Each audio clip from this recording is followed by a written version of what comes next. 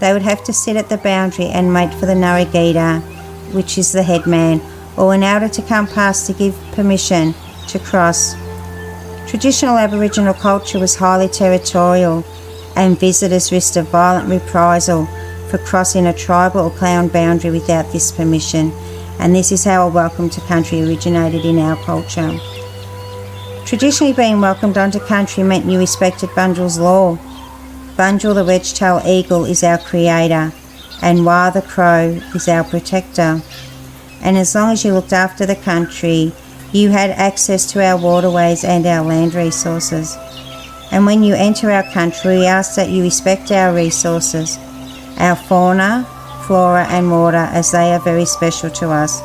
And when you are ready to leave, we ask that you leave it the way you found it.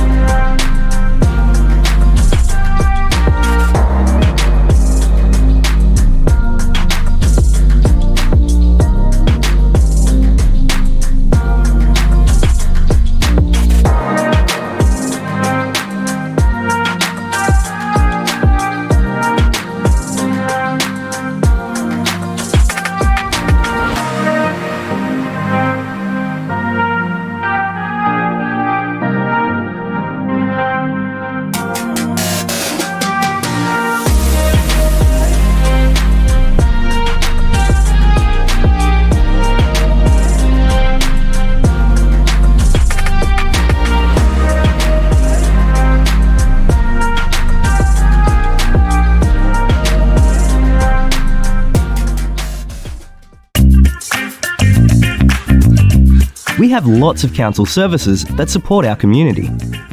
We support families with children, including health services for children and mums, vaccinations, playgroups, childcare, and kinder. We support young people in our community. Through events and activities, we have services that can support people with disability, older people, and carers and family of people with disability and older people. Our libraries support everyone in our community, help people learn new things, and are free to join. We support our community to have fun and be active through events and activities, sport, and recreation areas. We help look after our places and spaces, the environment, and local businesses. We have laws to keep people safe, to make sure buildings are safe, to make sure roads and footpaths are safe, to make sure our places and spaces are safe. We make sure everyone follows the law to keep our community safe and happy. Moonee Valley. It's a great place to live, work, and visit.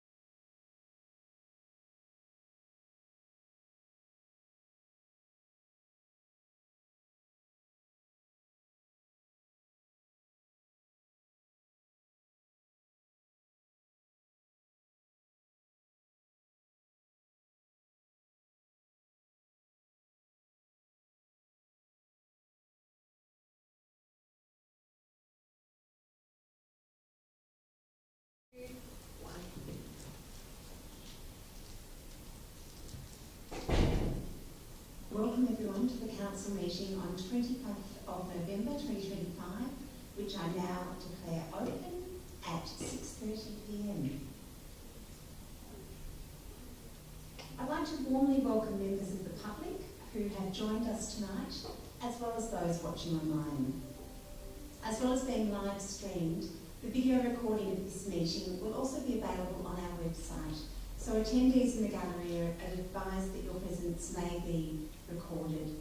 I'd also ask that mobile phones be switched to silent mode during the meeting. I'll also note that we are experiencing some technical difficulties with our live stream, and you may experience some disruption to the sound or lower quality of the sound this evening, and we apologise for that. We're endeavouring to fix that problem. A reminder as well to the public in the gallery that, as per Governance Rule 75.1, personal video and audio recordings are not permitted. On behalf of Moonee Valley City Council, I respectfully acknowledge the traditional owners of the land on which Moonee Valley is located, the Wurundjeri Woiwurrung people of the Kulin Nation, and we pay respects to their spirits, ancestors, community members and elders, past, present and emerging. We also extend this respect to other Aboriginal and Torres Strait Islander peoples. We now move to item 2 on the agenda, which is apologies and leave of absence. As all councillors are in attendance this evening, I don't believe there are any apologies or leave of absence.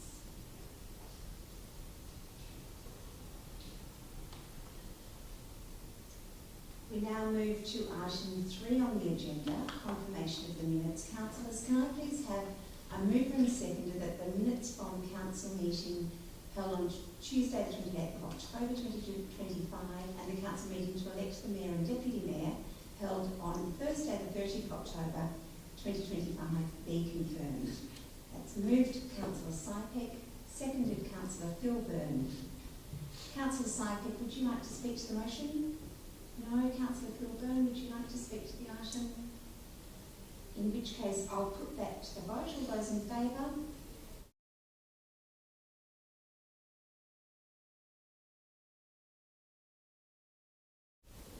The next item on the agenda is foreshadowing of conflicts of interest. Does any councillor wish to?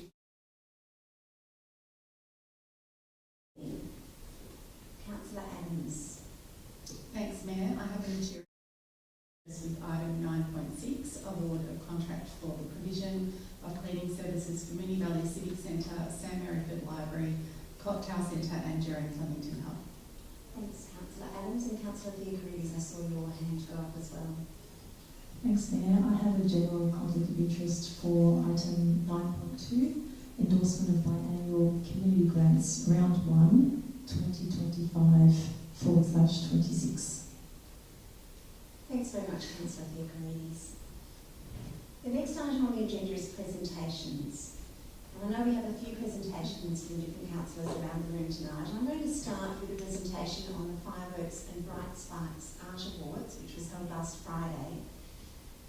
So they were held on Friday the 14th of November at Crown Street Stables, and the event celebrated young artists across Moonee Valley with fireworks showcasing work from year 11 and 12 and bright sparks featuring artwork from prep to year 10 based on the theme My Special Place. The event highlighted the importance of creativity in community wellbeing and noted that 60 entries were received from 5 local schools. The evening concluded with the announcement of the Mayoral Award for Excellence in Art, and I would like to acknowledge all of the winners. The Mayoral Award for Excellence in Art went to Samantha Gelosimo, and the Mayoral Award for Excellence in Design went to Aidan Borg McLaurin, and the other awards went to Aline Obisi, Mary Dufus, Lockie Wiseman and Alexis Mansis. Congratulations, all of the artworks were of an excellent quality, and Councillor Phil Byrne, as the Deputy Mayor, and myself had a great deal of difficulty selecting some winners from the extraordinary art on display. I now ask any other councillors if they'd like to make any presentations. Councillor Adams? Thanks, Mayor. On Monday, the 11th of November, Council in partnership with the Essendon RSL sub-branch hosted the Remembrance Day, the ceremony at the Cenotaph in Queen's Park, Moon Ponds. The service began at 10:40am, honouring Australians who served and sacrificed in wars and conflicts. It was attended by local dignitaries, veterans and community members, featured representatives from battalions and squadrons alongside a performance by the Moonee Valley Brass Band. Residents were invited to lay wreaths or flowers at the Cenotaph as a mark of respect, and this annual event reinforces the community's commitment to remembering those who served and ensuring their legacy endures, lest we forget. Thank you, Councillor Adams. Are there any other presentations? Councillor Theocharides?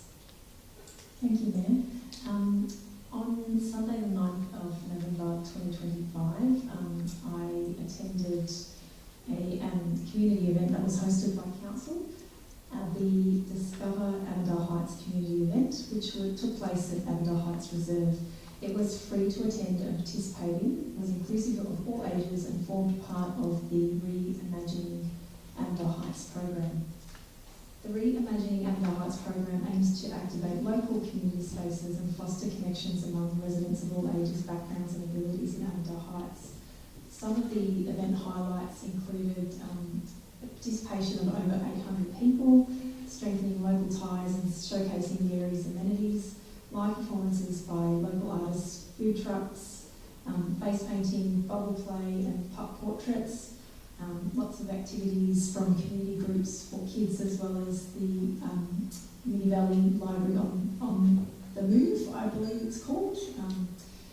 And residents were also invited to share ideas for future use of community facilities. It was really great to see council officers' thought and consideration into making the event such an inclusive and accessible one, through things like the social story on council socials, Auslan interpreters, a mix of chairs and beanbags at the main stage, and low sensory chill-out zone. This important local event marked an early step in broader placement-making strategy to create vibrant and connected spaces for Avondale Heights and its residents. Thanks very much, Councillor Theocharides. Thank you. Do we have any other presentations? Councillor Cosgrove. Thank you. Earlier in November, I got to open the November morning music session at the Clock Tower Centre, and that was one of a number of performances we had on the Clock Tower Centre this month. It's a very busy month or time of year at the Clock Tower Centre with both our professional shows but also all of the end-of-the-year showcases that happen. So some of the groups that were there were the Northfield High School end-of-the-year music celebration, Lily's Dance Studio, InStyle Dance Company's show Eternal, Dance Habits show Emotions in Motion, as well as a few others, and I'm sure a few more to come for the rest of the year. So congratulations to all of the performers, and thanks to the staff at the Clock Tower Centre. And also we launched our season, our 2026 season for the Clock Tower Centre last week as well, in November. So I think membership tickets are on sale already, and general areas can go on sale at the start of December in time for Christmas presents. And there's lots of shows I'm looking forward to becoming a member. But there's heaps there.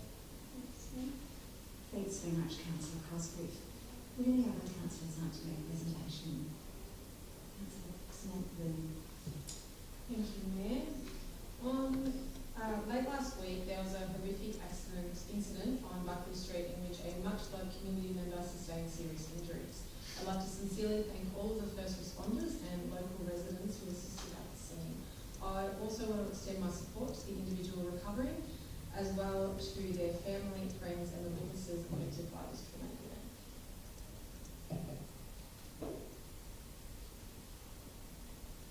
If there are no further presentations, I'll just finish with a brief presentation about the Alliance for Gambling Reform, the event that I attended recently and was given on behalf of the Council a certificate of appreciation for the participation Alliance involves many councils across Victoria and is continuing some really important work, particularly looking at gambling advertising and continuing to lobby the all levels of government, particularly the federal level of government, to make some changes in response to the recommendations that were handed down some years ago. So thank you for that. And I will also just, Councillor Samantha Byrne, I was going to touch on something that I thought you might mention, but I can see your hand up. Would you like to make one more presentation? I would. Thank you very much, Mayor. Last week, Helping Hands was proud to welcome CEO Laurie Argus to and the Melbourne Airport team to their Airport West store to announce a new 5-year partnership. The morning tea celebration was attended by yourself, Mayor, the CEO, and numerous councillors across this table, and also councillors from Broombank, and doubled up as a thank you to their many wonderful volunteers. Melbourne Airport First supported Helping Hands with a $30,000 contribution to help establish their community pantry, and that initial investment has grown into a truly valued partnership. Their new 5-year commitment will help sustain the Helping Hands community pantries in Airport West and Sunshine, ensuring they can continue to provide essential food relief to families across the Moonee Valley and Broombank Island. Thank you. Thank you very much, Councillor Samantha Byrne. It was indeed a very heartwarming morning at Helping Hands in Airport West on Friday. Many of us were there, and it was a terrific tribute to Mel and all of her team to bring that partnership to fruition. Thank you, councillors. We now move on to petitions and joint letters. Councillors, do we have any petitions or joint letters this evening? Councillor Theocharides. Thank you, Mayor. Petition 6.1, suburb boundary relocation. A petition with 140 signatures, including 33 from Moonee Valley residents, has been received regarding a request to realign the suburb boundary so that the affected area is mapped into Aberfeldy. The petition relates to residents on Clydebank Road, Swingley Crescent, Afton Street and Buckley Street, and was circulated between June and November through an online petition and letterbox drop. The area concerned includes approximately 84 residents currently within Essendon West, bounded by the unnamed Stormwater Creek west of Clydebank Road, Buckley Street, Beatrice Avenue West and Afton Street West. Guidance or a meeting with Moonee Valley City Council is requested to discuss the process and timing for formal consideration of the proposed boundary realignment. Thank you, Councillor Theocharides. And in accordance with Governance Rule 62.5, I refer the petition to the CEO for consideration. Do we have any other petitions or joint letters this evening? Councillor Adams. Thanks, Mayor. I have a joint letter titled Moonee Street Ascot Vale Proposed Pedestrian Crossing. A joint letter has been received from 7 residents of Moonee Street Ascot Vale who support genuine student safety initiatives but question the need for Council's proposed raised pedestrian crossing. They note that no pedestrian incident data, traffic speed studies or risk assessments have been provided to demonstrate a safety problem or justify a $200,000 treatment. Residents request clear evidence showing that a raised crossing is necessary and proportionate, and suggest that less intrusive alternatives such as modernised speed humps be considered, given that existing traffic calm measures were designed for vehicles no longer typical on the road. The residents also raised concerns about significant impacts on their daily lives, including loss of privacy, increased noise and light disturbance, safety risks related to driveway access, loss of on-street parking, drainage issues, and broader amenity impacts such as congestion, emissions, and reduced greenery. They emphasise that illegal parking and traffic behaviour are already persistent issues and may not be improved by the crossing. Overall, they believe the proposal offers no mutual benefit to residents and request a more balanced, evidence-based approach. Thank you. Thank you, Councillor Adams. And in accordance with Governance Rule 62.5, I refer the joint letter to the CEO for consideration. Are there any further petitions or joint letters? Councillor Cosgrove. Thank you, Mayor. Latin parking changes.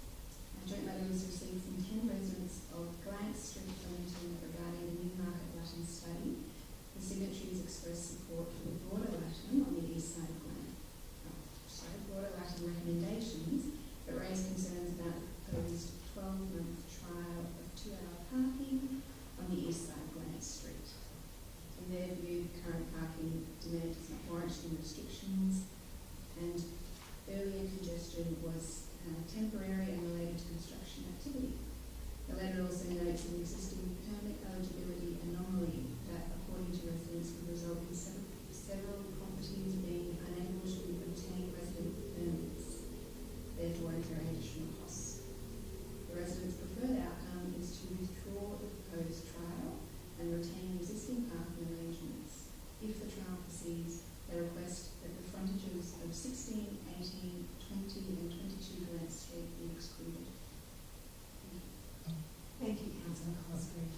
In accordance with Government's Rule 62.5, I refer the joint letter to the CEO for consideration. Councillors, do we have any further petitions or joint letters? There being none, we will move to item 7 on the agenda, which is public question time. We've received 8 questions this evening.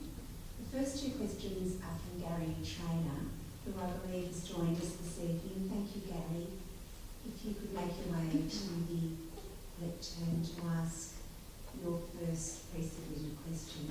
Thank you, Gary. Yes, I'm Gary Traynor from Liverpool Moonee Valley, and I've got 2 questions tonight, both related to the state government big building, specifically the planning and planning amendment, better decisions made faster. So the first question is Moonee Valley collaborating with Municipal Association of Victoria, MOV, along with other councils, in advocating for proper parliamentary scrutiny of the planning and environment better decisions made faster bill, doing things such as a parliamentary inquiry, limits on ministerial powers and protection of restricted covenants to ensure community rights, transparency and neighbourhood protections that they're maintaining.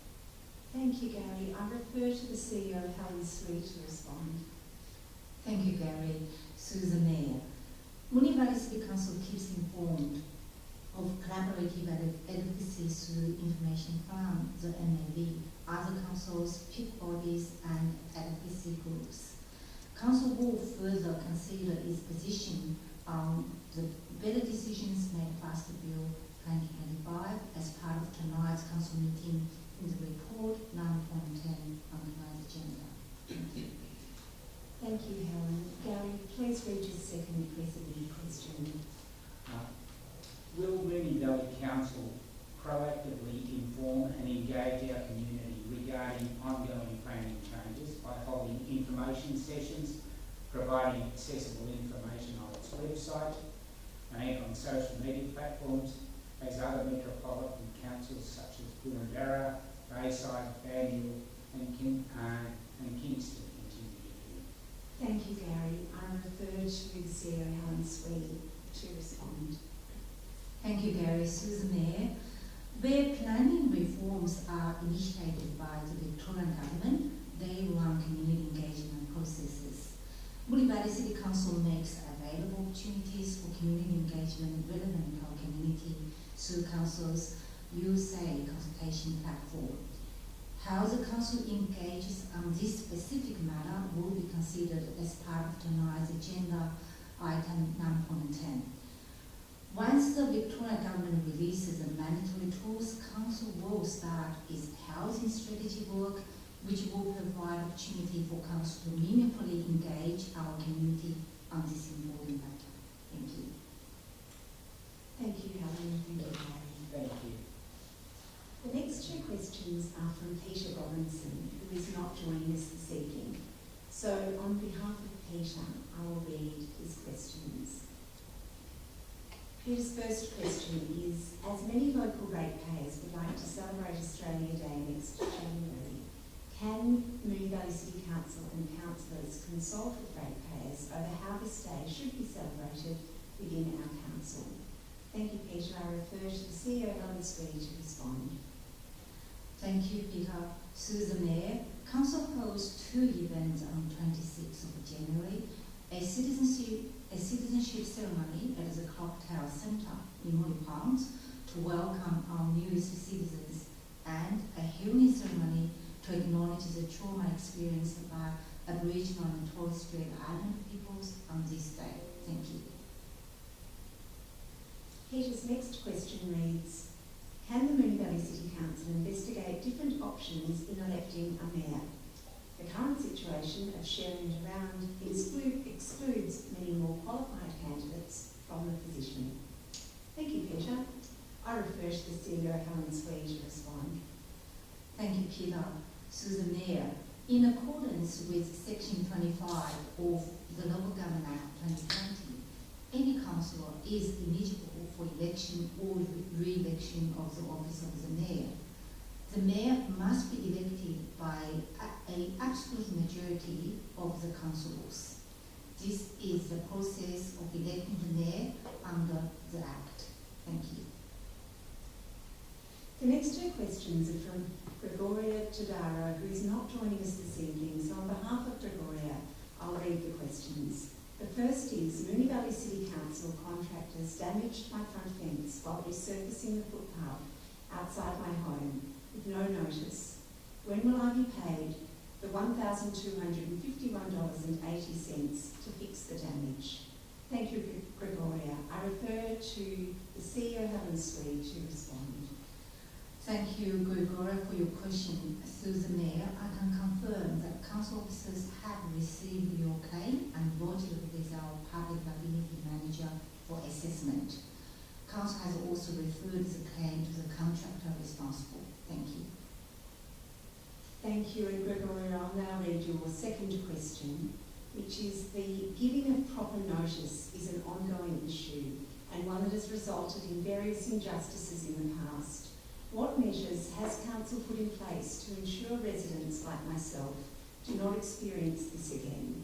Thank you, Gregoria, and I refer to the CEO, Helen Sweet, to respond. Thank you again, Gregoria, for your questions. Through the Mayor, Council regularly reviews its relevant policies and procedures to ensure continuous improvement with its notification requirements.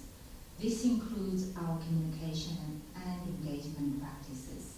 We appreciate your feedback and will include it in our review of this matter. Thank you.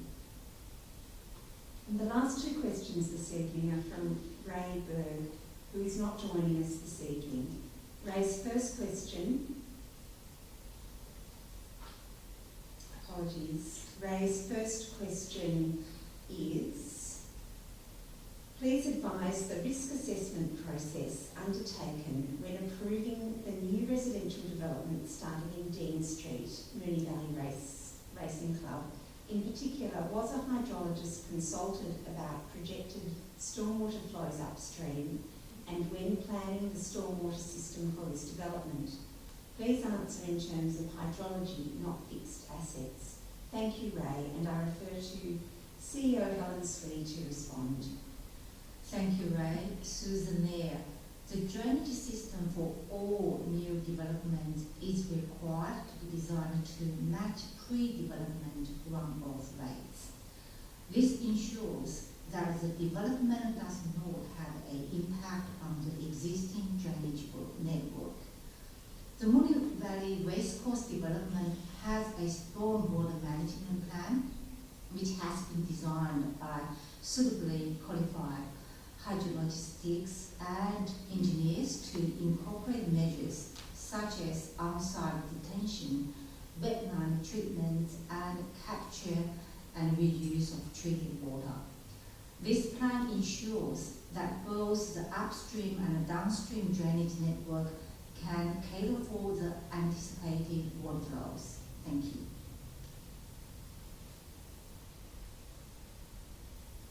And Ray's second question reads, last month works were conducted in Dean Street. Were they drainage related? If they are stormwater related, do they pose any change in the catchment area of streets between between Dean Street, Vine Street and Stewart Street. Thank you, Ray. I refer to the CEO Helen Sweet to respond. Thank you, Ray, again. The works conducted along Dean Street in Moonee Ponds last month related to gas and electricity services under the management of the Gas and Electricity Service Authorities, not Council. As these works were not related to drainage works, they have no impact on the catchment areas of Dean Street, Vine Street and Stewart Street. Thank you. Thank you, and that brings our public question time to a close, and we'll move to item 8 on our agenda, which is reports from delegates. Councillors, do we have any reports from delegates this evening? Councillor Cosgrove, thank you. Thank you, Mayor. On the Friday the 11th of March, I attended the Vine Street Neighbourhood Learning Centre AGM. I say November. Sorry, I'll get my notes up. Yes, on the 14th of November, apologies. The main kind of point of interest was that Kathy Canup, who was the centre manager for the last 37 years at Farnham Street, is stepping down, so it was her last AGM. So we shared some memories. There have been thousands of students to the Neighbourhood Learning Centre in that time, and hundreds of programs, classes and excursions, all of which she has overseen with great zest and passion. So my thanks to Kathy for all that commitment. We're currently recruiting for a new centre manager, if anyone is interested or knows of someone. And the other thing that stood out at the AGM was they unveiled a new mural that participants of the social art class had all contributed to. A beautiful bright new mural that they'll put on the side of the Neighbourhood Learning Centre. And that was unveiled by participant Michael and Darwin, who's one of the art facilitators. Thank you. Thanks very much, Councillor Cosgrove. Does anyone, do any other councillors have any report as a delegate? No, in which case we move to council reports on the agenda.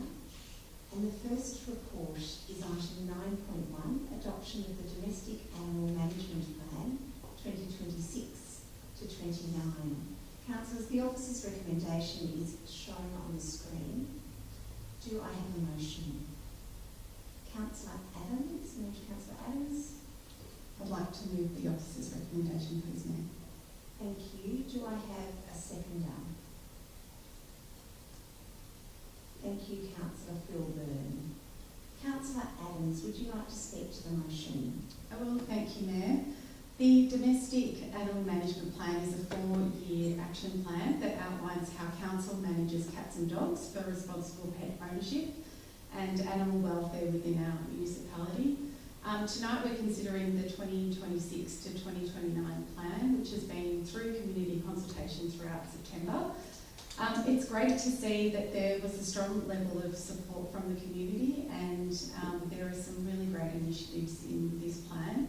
Our previous plan saw the establishment of our award-winning Register to Reunite program, which since it launched a year ago has seen more pets being returned to their owners. The time it takes to reunite pets with their owners has halved, and the number of impounded dogs has dropped significantly. Well done to our officers for their dedication, care and innovative approach on this. The August 2025 award from IPAA Victoria for better outcomes through regulation and innovation is truly deserved. So this proposed domestic animal management plan for 2026 and to 2029 that we are considering in this report aims to continue that great work and increase pet registrations as a primary action, because we know that around 2/3 of pets in Moonee Valley are unregistered, which is an extraordinarily high number. This plan looks at addressing cost, improving awareness and balancing incentives with enforcement. Other areas of focus which also address community consultation sentiment are community safety, so undertaking education aimed at preventing and minimising the occurrence of dog attacks and rushes, Community tensions. So we received a lot of feedback on the topic of barking dogs. So I'm pleased to see that our plan is to review the animal complaint process to ensure it is easy to understand and take part in, and that the person who lodged the complaint is informed throughout that process. The environment and animal welfare, this one seeks to address cat management, owned, semi-owned and unowned, through increasing cat desexing and reducing the number of unowned cats in Moonee Valley, as well as increasing the number of healthy, registerable impounded animals that are successfully reclaimed or rehomed. Thank you to officers for your work on this plan, and I commend this to my colleagues to be endorsed tonight. Thank you. Thank you, Councillor Adams. Councillor Phil Byrne, would you like to speak to the motion? Thank you, Mayor. Only just briefly, Councillor Adams did a very comprehensive analysis of the work. I just wanted to, I'll be supporting the officers' recommendations. We acknowledge the work of officers and employees work together, and the community who took the time to get the inputs in as well. The management of domestic animals costs us huge amounts of money, and I would just really encourage people to register their pets. It will lead to a quick reunion. It will save significant road money, and please keep your cats locked up at night. Your cat will be happier. I won't get better. They'll be happier, and so will the wildlife as well. So thanks, mate. Thank you, Councillor Phil Byrne. Would any other councillor like to speak to the item? In which case I'll put that to the vote. All those in favour? And that's carried unanimously.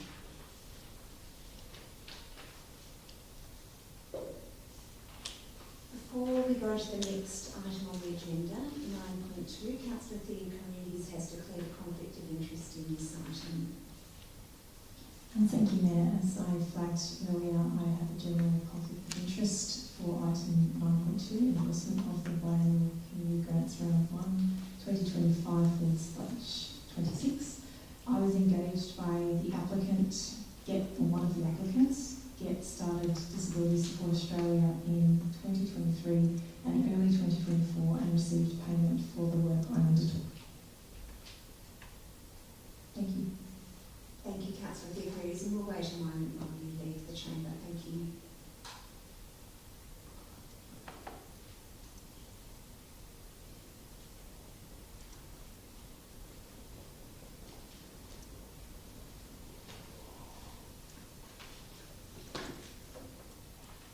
So the next report is item 9.2, endorsement of biannual community grants round 1, 2025/26. Councillors, the officer's recommendation is shown on the screen. Do I have a motion? Councillor Samantha Byrne. Thanks, Mayor. I'd like to move the officer's recommendation with an additional 2 dot points in the end. If you would like me to read just the additional points out? Yes, that's fine, thanks. Thank you. So A, B, C and D as per officer's recommendation, and then a new point E to read, request to review and report back to Council by April 2025 on the funding allocation methodology and any initiatives that help to support community events. The review should consider potential opportunities that can improve supporting more community-led events in a fair, consistent and equitable way. And point F to read, as part of the request in Part E, review and report back to Council on the criteria and funding allocation methodology of partnership grants with options for consideration to extend partnership grants beyond 2 years. Thank you, Mayor. Thank you, Councillor Samantha Byrne. Do I have a seconder? Councillor Adams.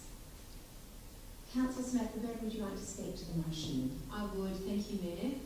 Council's biannual grants round 1, 25/26 and partnership grants round open for applications on the 24th of July 2025 and closed on the 24th of August 2025. 41 applications were received for this biannual grant round and 10 applications were received for the partnership grant round. Following eligibility checks and a rigorous assessment process, the Community Grants Advisory Committee has recommended funding 27 biannual grant applications totaling just over $200,000 and 4 partnership grant applications totaling just over $100,000. The partnership grants went to Ambulance Victoria, Ravenny, and Get Started Disability Support, and the biannual grants, there are many, so I won't read them all out, but they cover community projects, climate action, arts and events, and First Peoples. We're always very excited when we can help groups do what they want to do and what they do best, and that has contributed to the additional points that I'd like to thank Councillor Adams with working on me with the officers. To always, as we always try to do, continue to improve. I'm just being told something. April 2026. Oh, Mayor, I believe that I read out the to April 2025, and I'm wondering if that's sort of a minor amendment, if I can adjust the date. I think it was at April 2025, and that would be getting officers to do a report on a date that's already passed. I think you read what was on the screen, Councillor Smith, so it would entirely fine for us to correct that, I think, to read. Thank you. That would be pretty impressive if, I know Back to the Future is a musical in Sydney at the moment, but I wouldn't be expecting the officers to do that, so no, definitely April 2026. Thank you, Mayor, for your understanding of that slight little blip. Now that that is fixed, I will again thank Councillor Adams for working with me and the officers on these additional 2 points. We always want to continue to improve our grants, and these 2 points are just requesting reviews and reports back on small things that can make a major impact to our community in which we think that we can potentially improve. One of those places was in community events, and the other was the length of our partnership grants. I think that I hope that there is scope that when the reports come back, we can obviously discuss this more, but I love funding our community groups, as I mentioned before, doing what they do best, and any ways that we can improve that, we should always endeavour to do so. Thank you, Mayor. Thank you, Councillor Samantha-Boone, and thank you, officers, for picking up that we are not trying to work the timeline backwards. Thank you. Councillor Adams, would you like to speak to the motion? I will, thank you, Mayor, and I want to apologise to Councillor Boone for that. I was working Back to the Future. And thank you, Councillor Samantha Boone, for your work on this as well. I won't add much more. I agree with everything that Councillor Boone said, only that on Part E, I'd really like to see us encouraging community-led events, because who doesn't love a community event? And also, our community does them really well, and we know they can often do them cheaper and with good engagement and collaboration with community and volunteers. On Part F, with the partnership grants, mindful that with limited funding, we need to remain fair and share the love around. So 2 years with an option to extend would have to meet strict conditions, but interested to see options here that we can consider. There are some really wonderful initiatives and projects in this round, so thank you to everyone who has applied. I'll just call out a few of the successful applications. Ambulance Victoria received a partnership grant, so they recently named Moonee Ponds as a focus region, and this grant will assist in efforts to place successful AEDs throughout the area. Farnham Street Neighbourhood Learning Centre for their English classes. This was hugely successful last year, so very happy this can continue. There are also some other ones also, if I've got a little bit of time. Essendon Symphony Orchestra, the 2 concerts to be held in 2026 at the Cocktail Centre. The Western Region Concert Band, who offer affordable community family sing-along carols concert showcasing the talent of local volunteer community musicians and singers with professional artists. Another one I'm really happy to see is the Friends of Napier Park annual Napier Park Carols and Street Party. So that's an annual gathering of the local community to celebrate Christmas and enjoy surroundings in Napier Park, Strathmore. And there was others, sorry. Oh, one other one that I really loved was the Essendon Historical Society, which is the digitisation of the Essendon Gazette, July 1931 to January 1946. And that's to digitise this local paper for inclusion in the National Library of Australia Trove online collection. So this newspaper is a very valuable resource for research into history of our district. Thank you. Thank you, Councillor Adams. Would any other councillor like to speak to the item? Councillor Jones. Thank you, Mayor. I won't touch on what's previously been covered by Councillor Byrne and Councillor Adams, other than to recognise the significant number of great applications that have been received. I will be happy to support the proposed motion, including the amendment, but I want to touch on point D specifically and why I support that. I think the Extraordinary Community Support Grant is a great program to have and should be left there, but it should be noted that it hasn't actually had an application since it's added to the stream in 2024. But having said that, the responsive grant budget the responsive grant stream has been oversubscribed. I noted in the report that this year, for this year's round, there's been the same number of applications for the entirety of the financial year 2024-2025, and I think that shows that individuals wanting to participate in programs might be struggling with their budgets and things like that, and anything we can do as a council to support them is important. So I'm happy to support the whole thing, but I think that's an important one, and I think it's a good initiative to be able to allocate some of those funds if they haven't been used in the stream they were proposed for something that is oversubscribed and is consistently getting more applications. Thank you. Thank you, Councillor Jones. Would any other councillor like to speak to the item? Councillor Philbin. Thank you, Mayor. Just to thank my colleagues for the amendment. Support the officer's recommendation and support the amendment to it.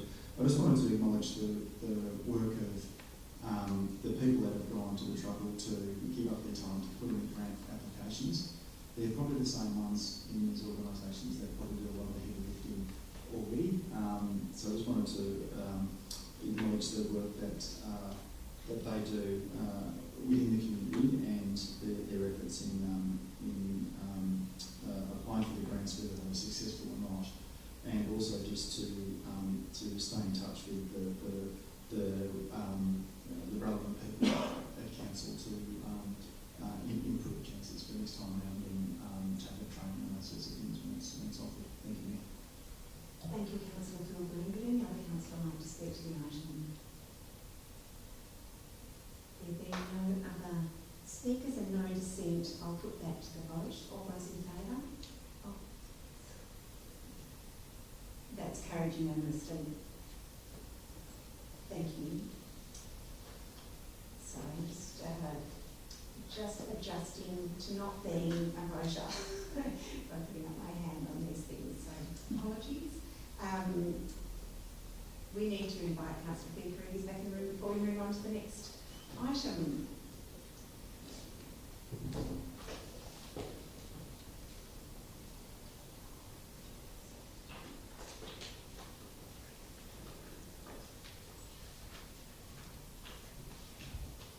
Thank you.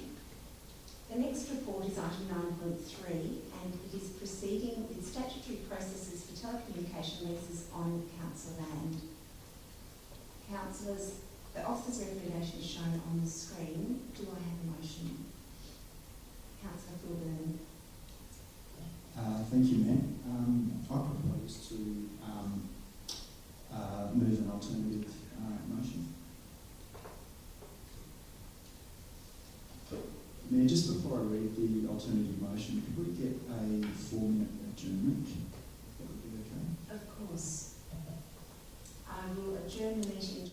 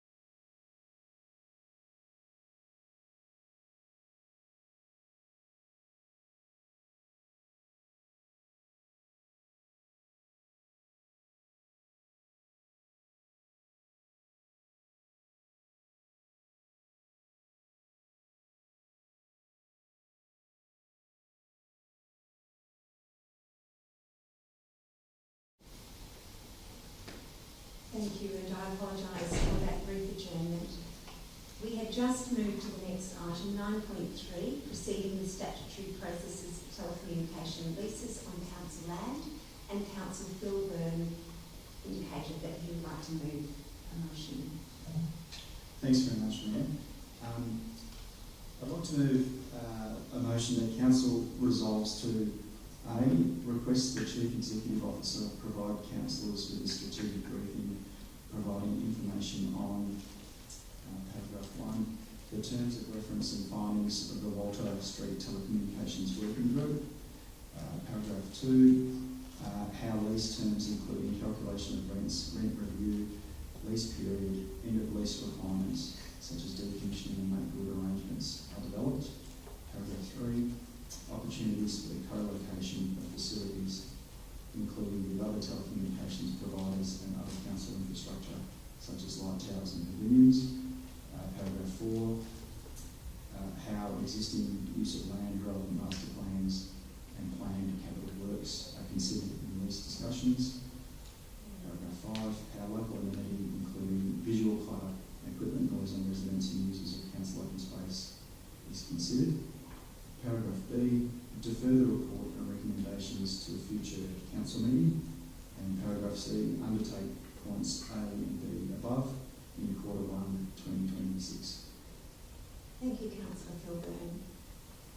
Do we have a seconder? Councillor Cosgrave. Councillor Phil Byrne, would you like to speak to the motion? Yes, thank you, Mayor. There's a few things in the officer's report that are happening. We've got 5 new leases for 5 existing facilities where it's proposed to start engagement on those. We've got 1 new lease proposed at Ormond Park to provide approval for consultation to begin, and we've got 1 new lease ready to go at the Cliff Whitworth Reserve. Now with these facilities, there's facilities at Walter Street Reserve which have been the subject of a fair bit of community interest going back some time, and a working group was established and first met in 2020 to review options for possible relocation of telecommunications infrastructure at Water Street Reserve. The group consisted of councillors and staff, residents, representatives from telecommunications providers and consultants. And it looks to me that there's a significant amount of time and effort that was spent by this working group on relocation options. And looking at that, a lot of the work that this group has done, to me appears that it's really an essential role of the providers themselves to ensure that their work and their sites have adequate coverage.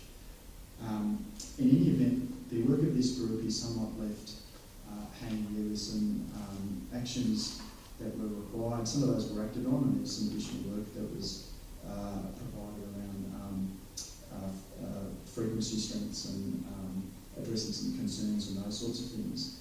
But in terms of where that group finished up and where their recommendations are sitting, it's a little bit open-ended.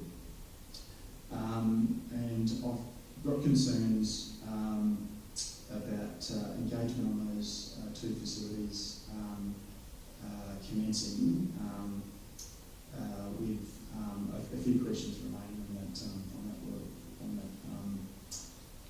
on that work. Also within the recommendation are proposed leases to commence as well, and I also feel that a bit of time is required to look at the proposed rents of some of our telecommunication facilities. And I note that we've got 40 facilities across the council area, generating a combined rental income of $150,000 per annum. Also note that the consultant report for reference to councillors, this came in the further information pack, and as you've been used to inform some of the officers' report, provides,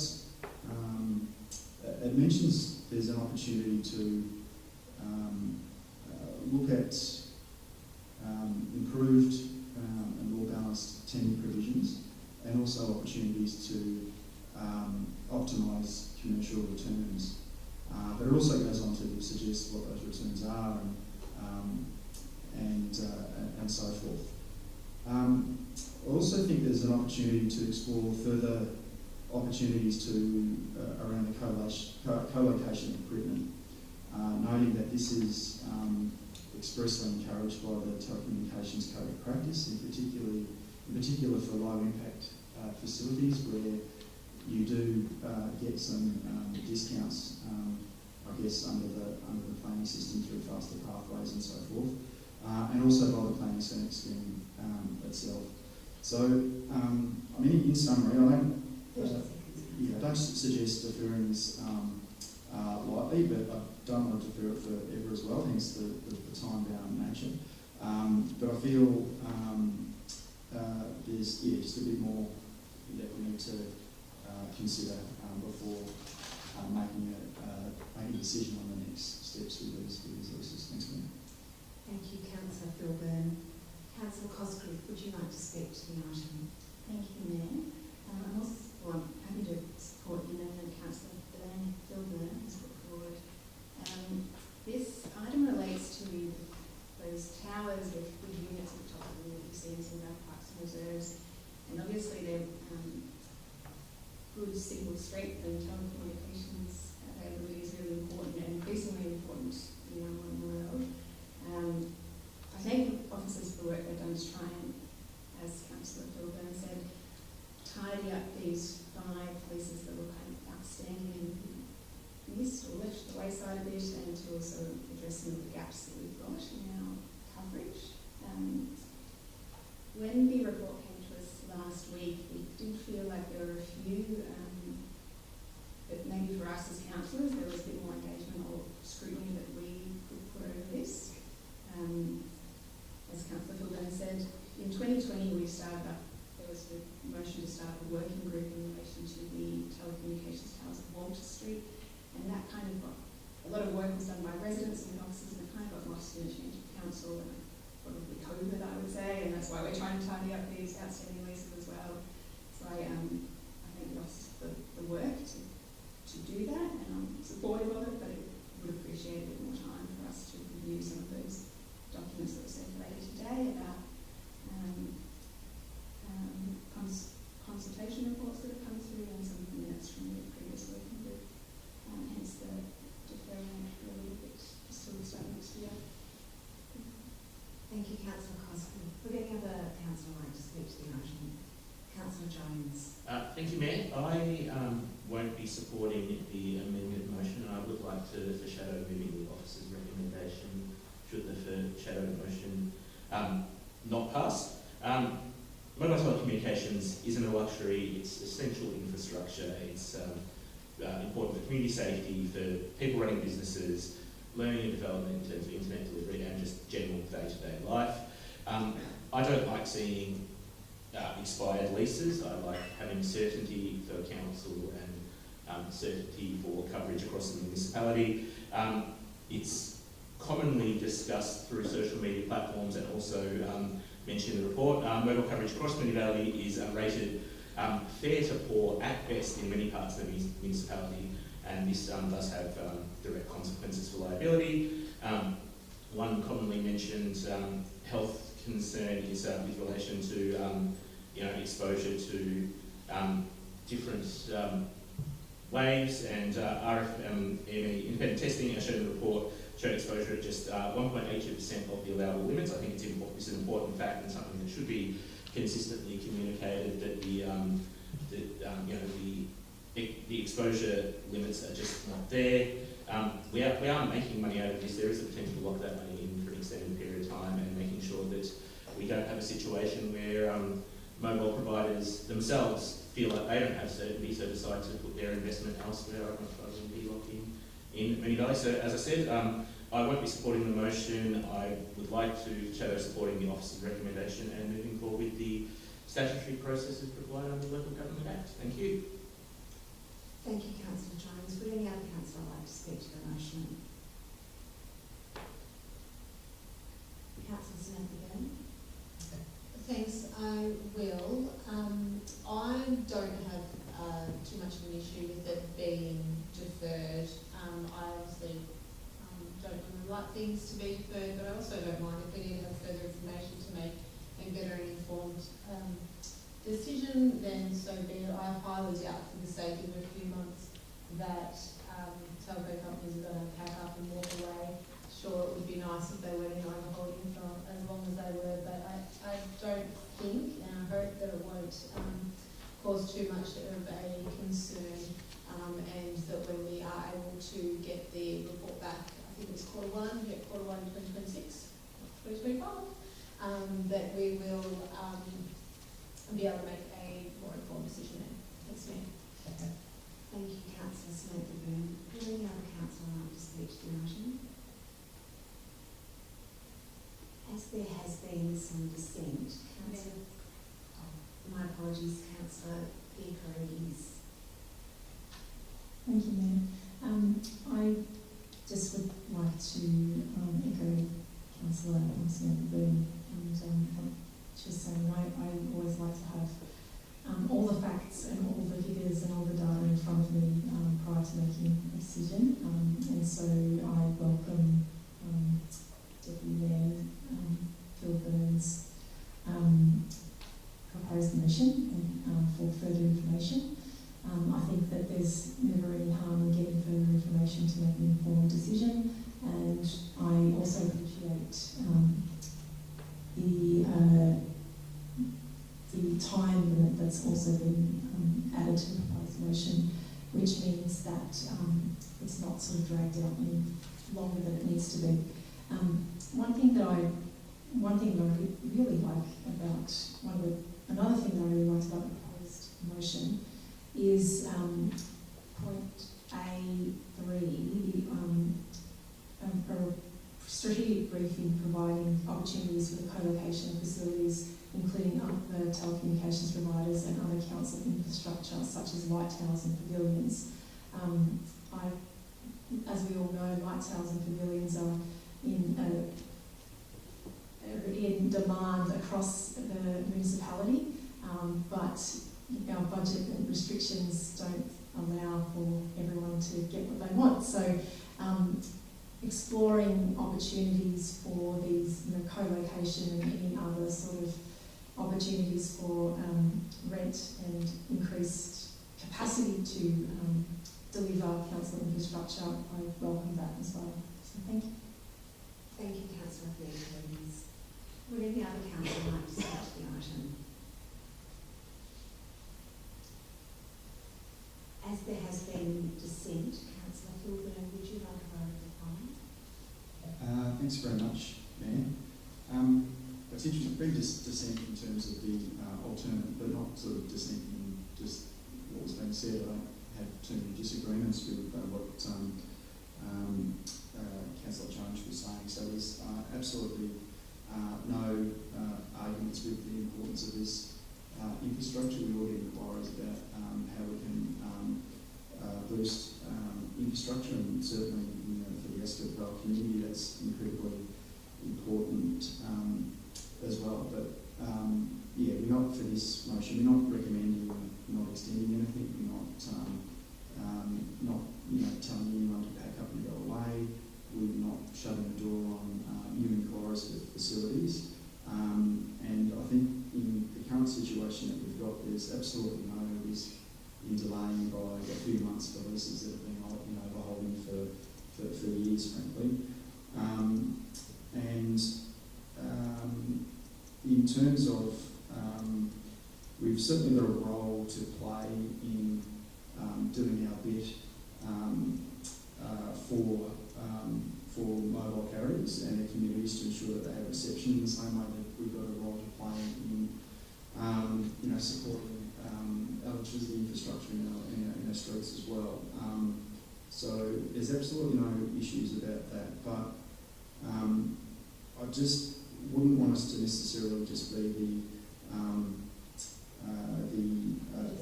the easy option for just extending leases by 10 years without 10 plus years, without having a really good look at them and without ensuring that we've got the right rents and we can look appropriate outcome for our communities. Thank you. Thank you, Councillor Kilburn. I'll put that to the vote. All those in favour? That's Councillor Adams, Councillor Barnes, Councillor Kilburn, Councillor Samantha Byrne, Councillor Isa, Councillor Theocharides, Councillor Sypek and Councillor Cosgrove. All those against? That's Councillor Jones, and I declare the motion carried. The next report is item 9.4, right-of-way disposal for land adjoining 18 Bayview Terrace and 12 The Parade, Ascot Vale. Councillors, the officer's recommendation is on the screen. Do I have a motion? Councillor Kilburn. Thank you, Mayor. Happy to move the officer's recommendation. Thanks, Councillor Kilburn. Do I have a seconder? Councillor Cosgrove. Thank you. Councillor Kilburn, would you like to speak to the motion? Thank you, Mayor.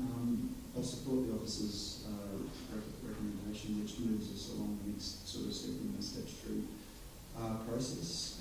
So we endorsed the community consultation and there was no objections for disposing of this small amount of the former right of way. So just to recap. Excuse me, Councillor Kilburn, I do apologise. I've just noticed that the clock hasn't commenced. If we could just... Thank you. Apologies, Councillor Kilburn. Thanks, ma'am. Yeah, so just noting that the key things here is that the access issue for the house at number 12 at the Parade Ascot Vale, it's been resolved and it won't be impacted. We covered some of these points at the last meeting, and the broader laneway itself has been discontinued since 1980. So in short, it's not blocking access for anyone. There's no services impacted, and there's been no objections to the disposal. Thank you. Thanks, Councillor Kilburn. Councillor Cosgrove, would you like to speak to the motion? Thanks, Mayor. Just quickly, also happy to support Officer's work. This is coming back to us after we spoke about it and put it out to community consultation in September. There were 40 visits to our consultation page and no feedback received, so presumably there are no issues with community notes, so happy to continue with that process. Thank you, Councillor Cosgrove. Would any other councillor like to speak to the item?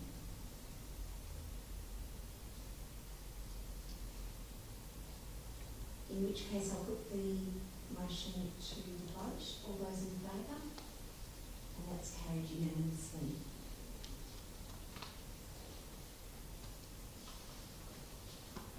The next report is item 9.5, right-of-way disposal, land adjoining 147 Park Street and 59 Waverley Street, Moon Ponds. Councillors, the officer's recommendation is shown on the screen. Do I have a motion? Councillor Cosgrove. Move the officer's recommendation, please. Thanks, Councillor Cosgrove. Do I have a seconder? Councillor Kilburn. Councillor Cosgrove, would you like to speak to the motion? Real quickly, thank you. Very similar to the last item actually, and one that we put out for community consultation in during October, passed in September I believe. It's to sell a parcel of land at the end of a right of way, which is a laneway. It's the dead end of a laneway, it doesn't go anywhere, so it doesn't impede anyone's access by selling that piece of land. And the person acquiring it will be using it so they can park off the street, which we always encourage given the parking issues we have in Moonee Valley. Again, 47 unique visitors to the community consultation page and no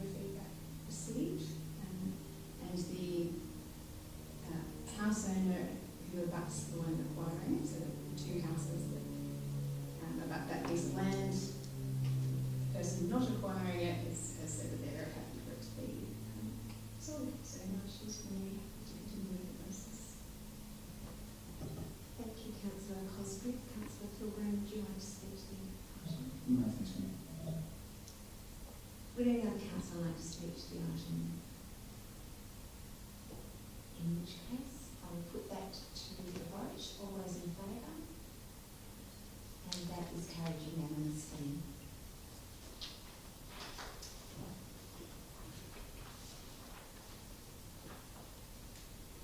Before we move to the next item, Councillor Adams had flagged conflict of interest in this item. Thanks, Mayor. I have a material conflict of interest with this item because my employer submitted a tender for the contract for the provision of cleaning services. Thank you. Thank you, Councillor Adams, and we'll just wait a moment while we move from the chamber. Thank you.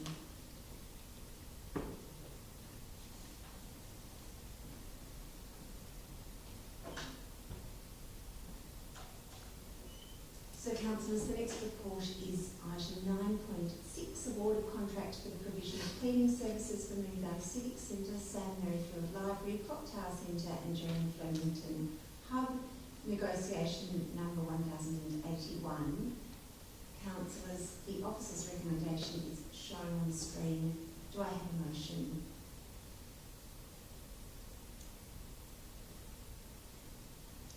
Thank you, Councillor Jones. I'm happy to move the officer's recommendation. Thanks, Councillor Jones. Do I have a second? Councillor Kilburn. Thank you. Councillor Jones, would you like to speak to the item? I will briefly.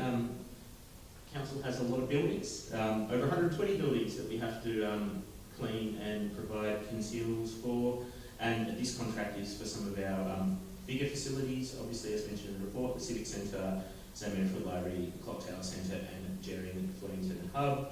I'd like to thank the officers involved for their robust tender process and the information that was gone through the dealing with suppliers and presenting this back to us. And I think that from the information presented to us, I'm happy to support the recommended tender and follow the officer's recommendation. Thank you very much, Councillor Jones. Councillor Kilburn, would you like to speak to the motion? Nothing to add. Thank you. Would any other councillor like to speak to the item? In which case, I'll put that motion to the vote. All those in favour? And that's carried unanimously. Could someone ask Councillor Adams to return to the room? Thank you.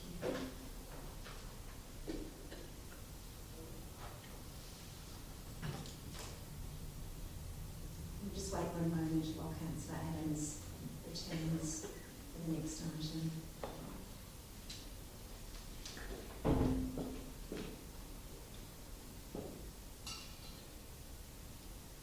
So the next report is item 9.7, award of contract for Acton Street pedestrian bridge, cable and anchor replacement, negotiation number 1086.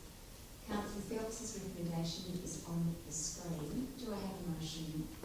Councillor Samantha-Byrne, thank you. Happy to move the officer's recommendation, thank you, Mayor. Thank you, Councillor Samantha-Byrne. Do I have a seconder?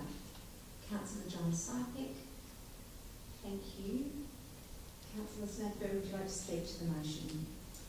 I will briefly, but I think that it is pretty self-explanatory. The Acton Street Bridge, pedestrian bridge, is one of the most highly utilised bridges in our municipality.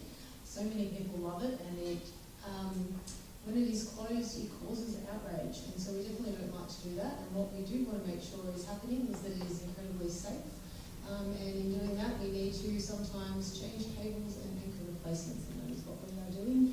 This is something that was planned and foreseeable, and we're all over it. So we have a safe bridge so people can continue to live happily and healthily in the Moon Valley. Thanks. Thank you very much, Councillor Samantha-Byrne. Councillor Sypek, would you like to speak to the motion? Well said, Councillor Booth. I don't think I can add much more to what you've just mentioned. Thank you. Thank you, Councillor Sypek. Would any other councillor like to speak to the item? Councillor Cosgrove. Thank you. I'm also happy to support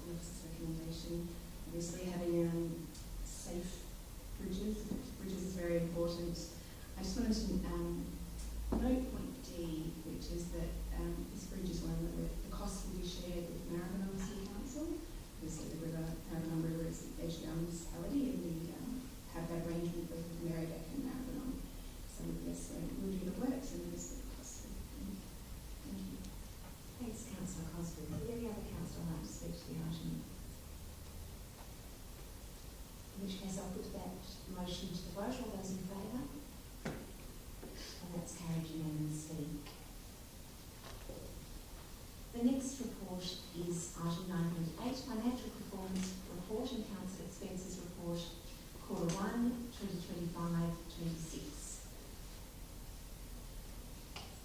Councillors, the officer's recommendation is shown on the screen. Do I have a motion? Councillor Adams. Thanks, Mayor. I'll move the officer's recommendation. Thank you. Do I have a seconder? Councillor Cosgrove. Thank you. Councillor Adams, would you like to speak to the motion? Thanks, Mayor. This report seeks to receive and note the quarterly financial performance report and council expenses for the 3 months ended 30 September 2025. The financial statements included are the operating statement, balance sheet, cash flow statement and capital expenditure. These reports come to us quarterly in accordance with the Local Government Act 2020 and for public accountability and transparency. A couple of items of note are capital works, the $5.8 million final carry forward from 2024-25, along with the 2025-26 adopted budget of $46 million, creates an annual capital budget including carry forwards of $51.8 million for 2025-26.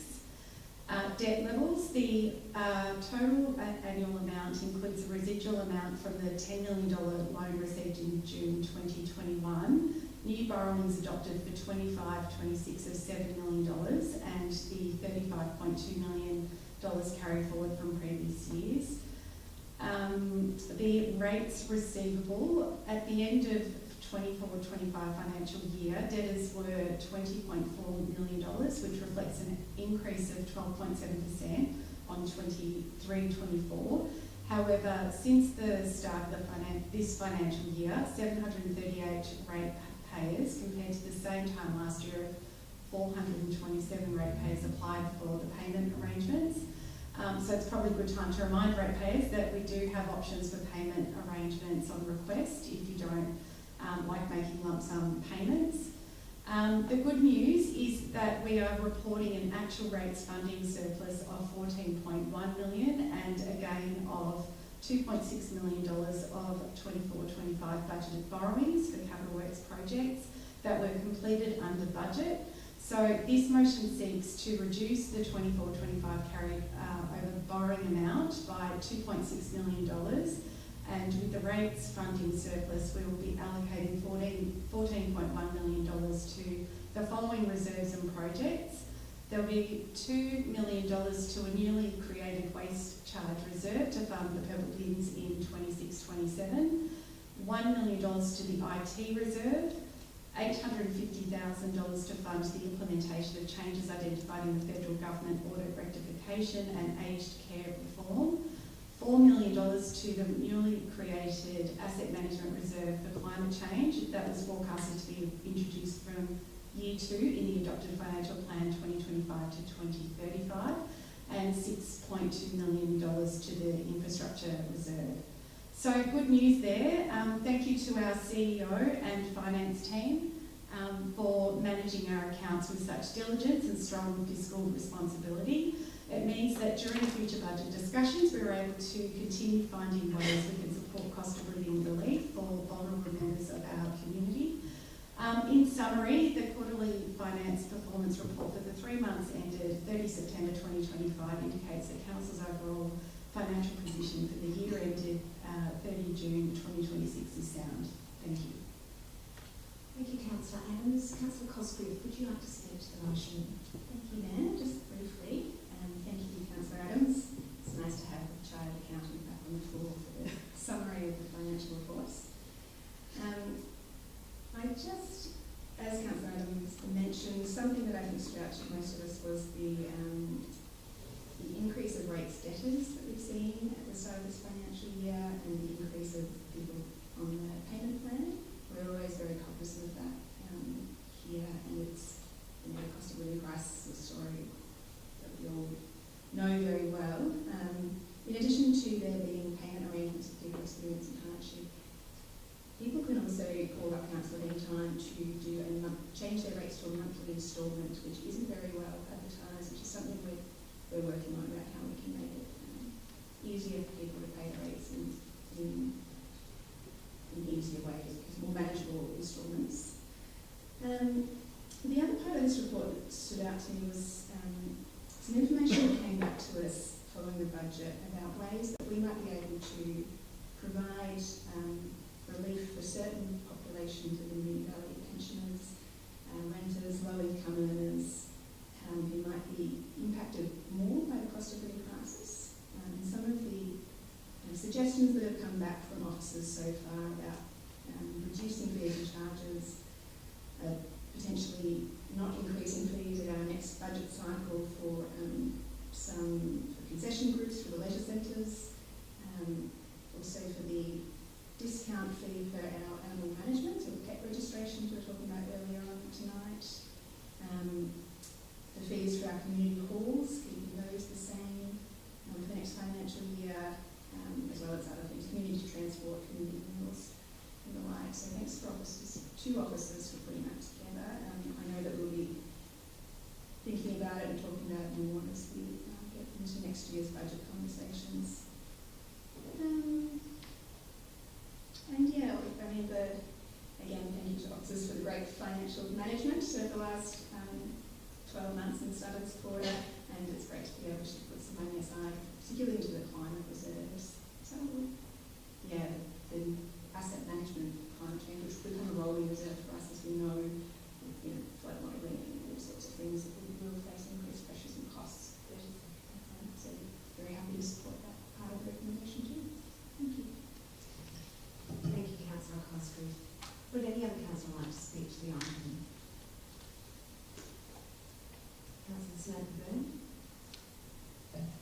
Thank you, Mayor. I will, and I'll be supporting the recommendation, and I just wanted to touch on a couple of things that have already been touched on already. One is the rates receivable, and I think the really alarming bit is that at the end of the 24-25 financial years, debtors were just over $20 million, which reflects an increase of 12.7% on 2023-24. So since the start of this financial year, 738 compared to 427. Our graph is going like this. It's really bad. People are really hurting. Our rates are really expensive. And whilst we do so much with our rates, they are so much, and we need to get it back. We need to try to do, and I know that we're trying to do things for some people, but I will continue to say that I think that our rates are incredibly expensive and people are continuing to feel the pinch. The next thing that I wanted to touch on was the infringements receivable. So they are a combination of the amounts that are managed by council, which are the infringements that are less than 6 months, so that's 1.2 million, and that those sent to Fines Victoria, which is 12.5 million. So the balance as of the 30th of June 2025 was $13.3 million. At the end of 24, it was 11.8. So that is also a lot of money, probably something that we have to really start considering when there are fines that we're actually getting them, because I dare say the same people who will be paying them, and then the same people are not paying them, and that's obviously not fair. So I think they're the two things for me that really jumped out in the report. We simply just don't.